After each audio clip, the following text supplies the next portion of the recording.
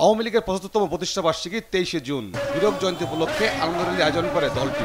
রাজধানীর engineering institute থেকে শুরু হয় এই আনন্দ শোভাযাত্রা। দুপুরে শুরু হওয়ার কথা থাকলেও সময়ের আগে থেকে নেতাকর্মীরা আসতে শুরু করেন। ঢাকা মহানগর উত্তর দক্ষিণ জেলা আওয়ামী লীগ নেতাকর্মীরা এই আনন্দ শোভাযাত্রায় অংশ নেন।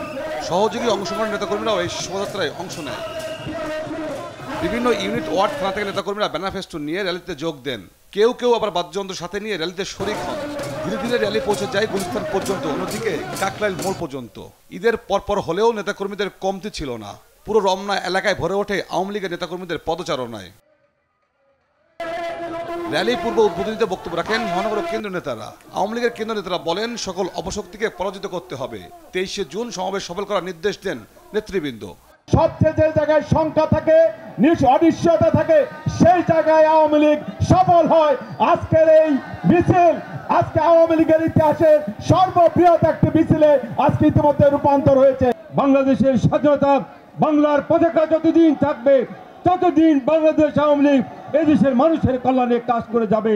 আজকে এই ৭৫তম প্রতিষ্ঠা বার্ষিকীতে এটাই আমাদের অঙ্গীকার। উপস্থিতির মধ্য দিয়ে প্রমাণ করেছেন, তেমনি ভাবে শ্রদ্ধি উদ্ধারে ২৩ তারিখ ২:৩০টার মধ্যে জমায়েত হয়ে আমাদের নেত্রী শেখ হাসিনাকে আমরা জানান দেব, আমরা প্রস্তুত।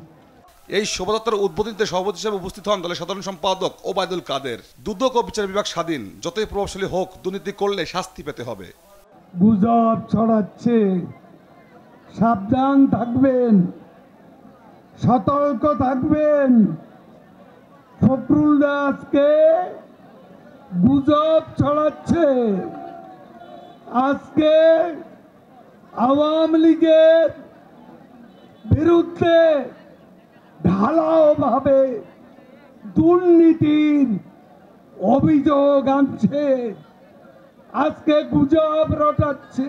বিএনপি পুলিশের দুর্নীতি নিয়ে ঢালাভাবে গুজব ছড়াচ্ছে উল্লেখ করে আওয়ামী লীগ সাধারণ সম্পাদক বলেন, কচুপাতার উপর শিশির বিন্দু আওয়ামী লীগ নয় যে একটু টোকা লাগলেই পড়ে যাবে। আমাদের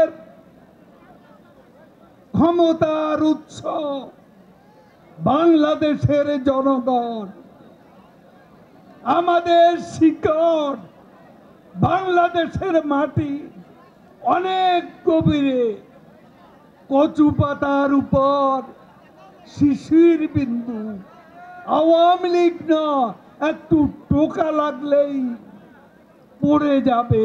শেষে আনন্দ শোভাযাত্রা ইঞ্জিনিয়ারিং ইনস্টিটিউট থেকে শুরু হয়ে শাহবাগ এলিফ্যান্ট রোড হয়ে ধানমন্ডি ৩২ এসে শেষ হয়। তৌফিক মাহমুদ মুন্না, দেশ টিভি, ঢাকা।